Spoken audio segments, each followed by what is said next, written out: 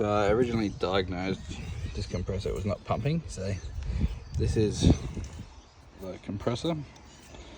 Right, that's the motor that we've pulled out. It's actually in pretty good nick. It's like showing signs of some sort of heat. Not a big deal. Like this condenser was fully blocked on this particular unit.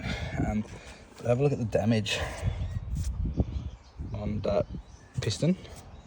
It's been smashing into that valve plate. Now there's only half a valve sitting there. The rest of it has been obliterated and pulverized into the bottom of that compressor. So pretty interesting. I got my little helper here today. He's just learning a thing or two. He said he's pretty interested to cut it open.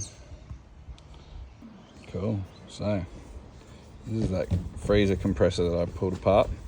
Checked it all out. So I thought maybe the conrod had snapped. I was making a pretty bad ticking noise, but you can see that damage on the face of that piston is missing.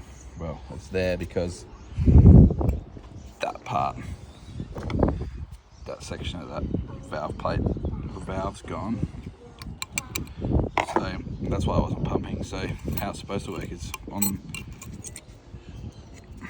when this is pulling back into the motor, or back into the compressor, that valve plate pulls away from here, allowing vapor, low pressure vapor, to be sucked through the chamber of that.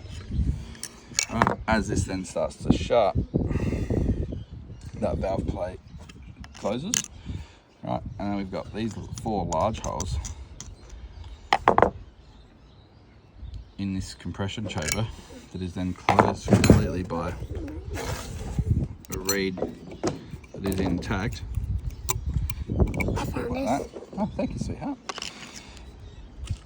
Imagine that was all fully sealed up. We've only now got these 2 small holes. Right? So as that is then closing, it is forced through those small holes back out here.